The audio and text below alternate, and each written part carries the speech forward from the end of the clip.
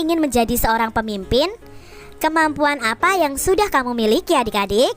Apakah kemampuanmu akan bermanfaat bagi anggota? Mari kita pelajari apa yang harus kita lakukan dan kemampuan apa yang harus kita miliki untuk menjadi seorang pemimpin. Adik-adik, apabila kamu ingin menjadi seorang pemimpin, kamu harus mengetahui siapa diri kamu sebenarnya, apa kelebihannya dan apa kekurangannya. Hal ini akan bermanfaat agar kamu tahu kemampuan apa yang harus kamu kembangkan. Kamu bisa belajar tentang kebutuhan dasar dari seorang pemimpin dari cerita di bawah ini. Nah, di sini ada cerita yang berjudul Semut dan Belalang. Yuk kita simak bersama-sama. Di bawah terik matahari, barisan semut berjalan rapi menuju sarang. Sudah puluhan kali barisan ini berjalan bolak-balik di bawah komando sang pemimpin. Setiap semut membawa bulir makanan di atas badannya. Tidak lebih dari satu bulir dapat dibawa semut, hingga tak cukup sekali atau dua kali mereka bolak-balik menuju sarang. Sementara di antara hijau rumput di pinggir kolam, seorang belalang duduk santai menikmati semilir angin. Terheran-heran ia menyaksikan barisan semut bolak-balik melintas di hadapannya. Hei semut-semut, apa sih yang kalian lakukan? Sibuk sekali sejak pagi. Tidakkah mondar-mandir di tengah terik matahari membuat kalian lelah dan berkeringat? Seru belalang kepada barisan semut. Kami bekerja keras mengumpulkan persediaan makanan untuk musim dingin nanti. Barisan kami memang panjang, tetapi daya angkut kami tidak banyak. Oleh karena itu kami harus mondar-mandir, ujar komandan semut menjawab belalang. Hah? Mengumpulkan makanan untuk musim dingin? Repot sekali, musim dingin kan masih lama. Sekarang nikmati saja terik matahari dan makanan yang berlimpah. Untuk apa sibuk dari sekarang? Ujar belalang sambil terkekeh menertawakan semut-semut. Hai belalang, seharusnya kamu melakukan hal yang sama. Serangga seperti kita harus bersiap-siap menghadapi musim dingin. Nanti semua tanaman dan sumber makanan lain akan membeku tertutup oleh salju. Hembusan angin dingin juga akan membuat kita yang bertubuh kecil sulit untuk keluar sarang untuk mencari makan, balas komandan semut. Benar belalang, harusnya kamu mengumpulkan teman-temanmu untuk bekerja sama mengisi sarang dengan persediaan makanan. Justru karena musim panas masih panjang, kita masih punya banyak waktu untuk mencicil pekerjaan. Semut kecil menambahkan dari barisan belakang. Semua temanku juga sedang bersantai. Terserah kalian sajalah kalau ingin merepotkan diri, tukas si belalang ini adik-adik.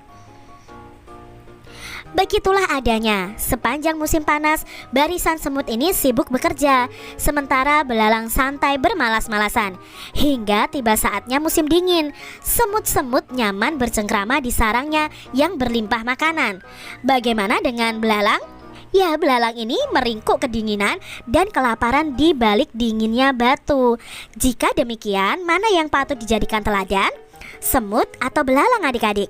Tentunya semut ya adik-adik ya. Nah, kisah ini ditulis berdasarkan fabel ya adik-adik ya, dengan judul ini. Nah adik-adik, kita harus mencontoh si semut ini. Ya, semut ini bisa memimpin anggotanya untuk bekerja sama mengumpulkan makanan di musim panas untuk persediaan mereka nanti menghadapi musim dingin.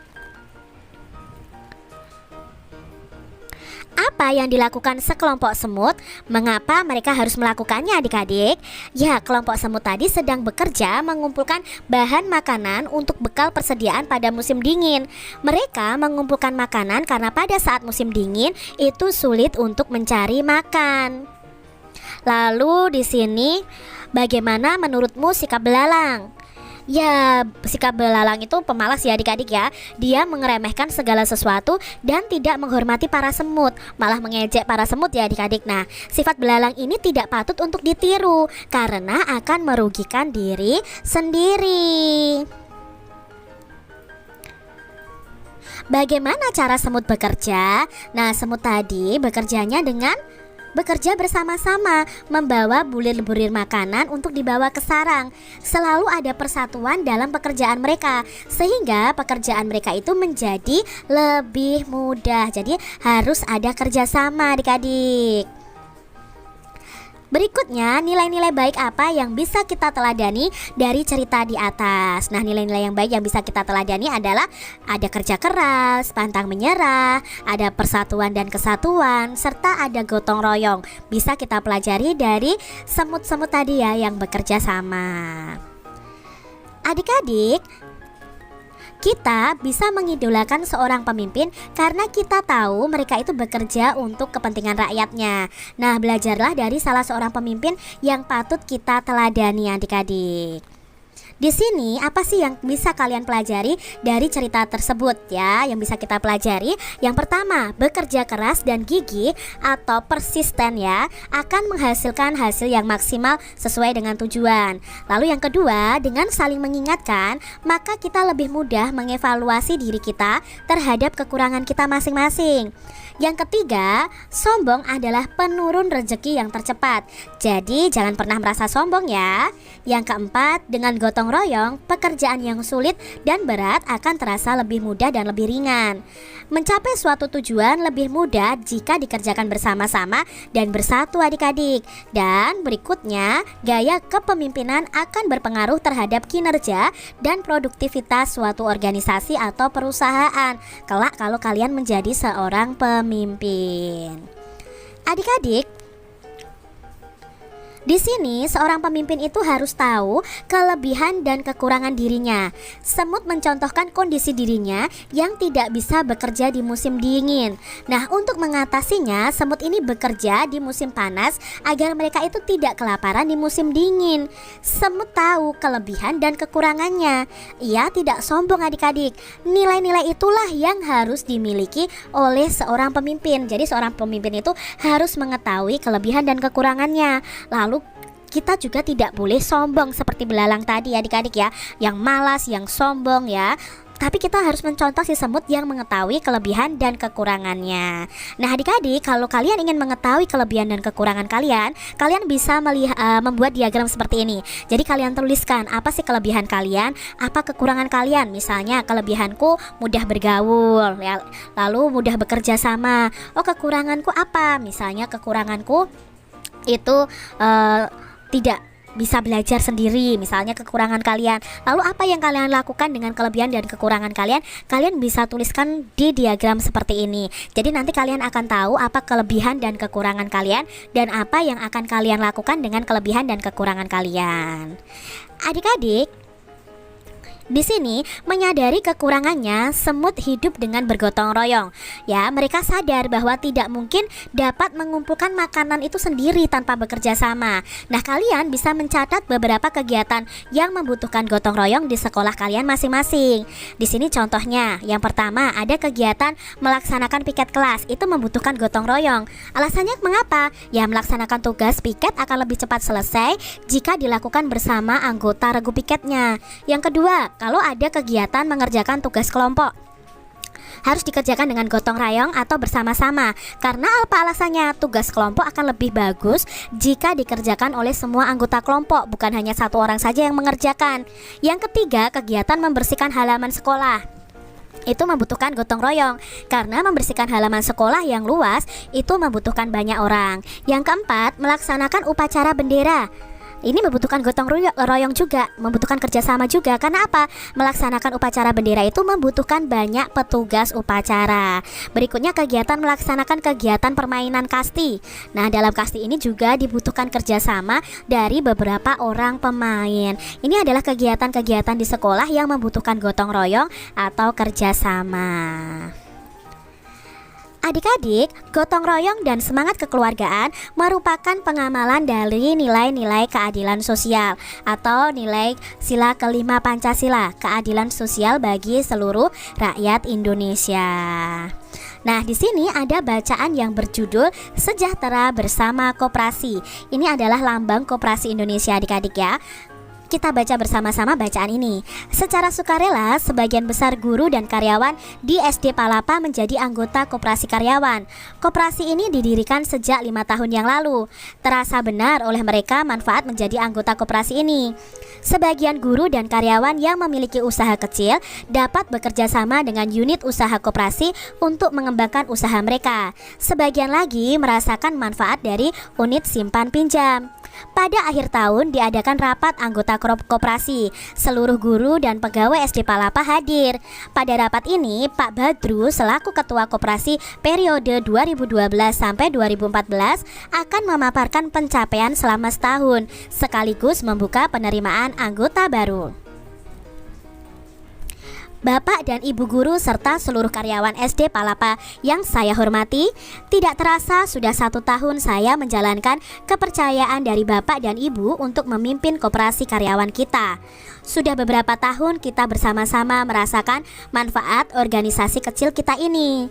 Perlu kita ingat kembali bahwa tujuan mendirikan koperasi bukan untuk mencari keuntungan. Koperasi karyawan kita dirikan untuk meningkatkan kesejahteraan bersama. Semua anggota memiliki kesempatan yang sama untuk menikmati hasil atas berkembangnya usaha bersama ini.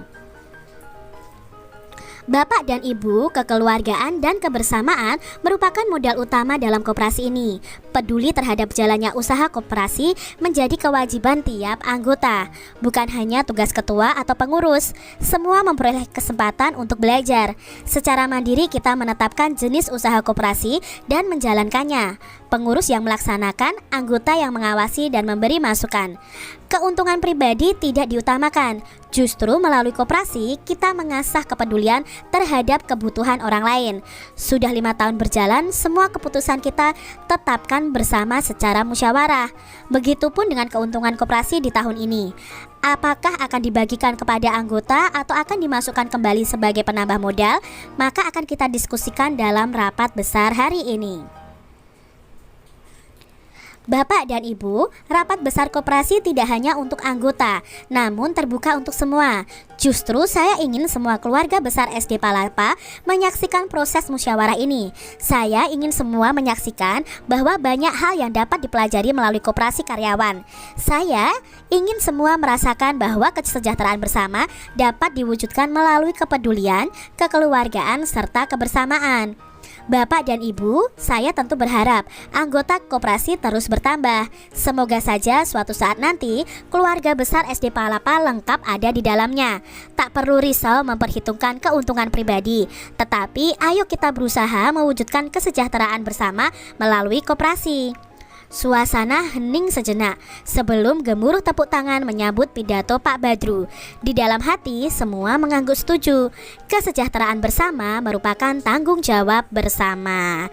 Nah adik-adik, dalam bacaan tadi ada beberapa pesan yang akan kita ambil dari bacaan tadi. Yang pertama, tujuan mendirikan koperasi itu bukan untuk mencari keuntungan, tapi itu untuk kesejahteraan bersama para anggotanya. Yang kedua, koperasi karyawan itu didirikan untuk meningkatkan kesejahteraan bersama.